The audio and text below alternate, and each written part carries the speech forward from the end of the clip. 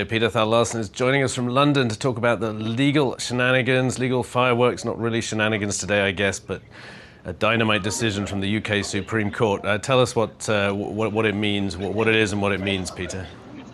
Well, it is dynamite. I mean, it's unprecedented, because what's happened is the Supreme Court ruled unanimously that Boris Johnson acted unlawfully when he recommended to the Queen that she close down Parliament for 5 weeks in the run-up to Brexit. It's been the subject of a huge amount of legal discussion, and there was quite a lot of anticipation about what the Supreme Court would say, but it was unequivocal. It basically said the Supreme Court has the right to rule on this, and it ruled that it was unlawful, and therefore Parliament should never have been suspended, and Parliament actually is basically still in session. Right, and so, I mean, the immediate next step, as I understand it, is the Speaker of the Commons and the Speaker of the House of Lords will probably reconvene or reopen Parliament tomorrow, I guess, Wednesday, right?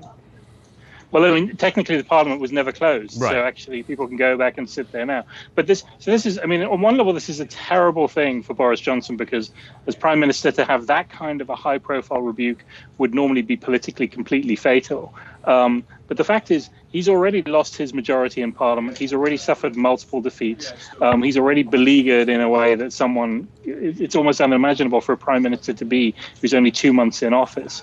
And so actually it doesn't really change the situation that much, because the key thing that happened was when Boris Johnson decided to suspend Parliament, the opposition rushed in, and with the help of some rebels, they passed a law against the government's wishes, basically forcing him to seek an extension to the Brexit deadline if he doesn't have a deal by October the 19th. So actually, they've already done the worst thing that they could do to Boris Johnson. So actually, the fact that they now have more time doesn't really change matters very much. Right, and we should be clear, as the court was, that this is it relates to Brexit, but it's not a ruling about Brexit. It's a ruling on the procedures in Parliament and whether the court has jurisdiction over how those are used, right?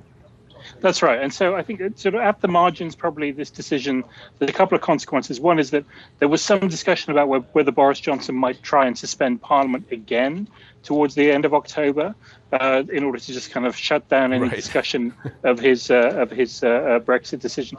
That's clearly off the table, I think. So I think the assumption is that he is now, his sort of the extreme scenarios or the extreme escape routes for him are being closed off. Right. He's being sort of marched towards this route where either he goes to the EU and gets another deal, which looks very unlikely at this moment, or he has to go to the EU and seek an extension, which is something he said he will never do, or someone else has to do it.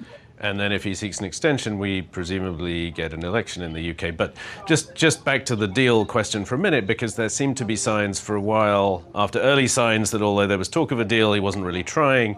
Then there were some signs that perhaps his administration was trying a little harder to get a deal. And then, at least from the European officials' point of view, it seems to have been the case that they said, well, actually, no, they still haven't, they might have been here a bit more often, but they haven't offered anything concrete. Is that still where we stand? Yeah, that's exactly right. That's exactly right. I mean, it's in everybody's interest to make positive noises, because nobody really wants to be blamed if and when things go wrong.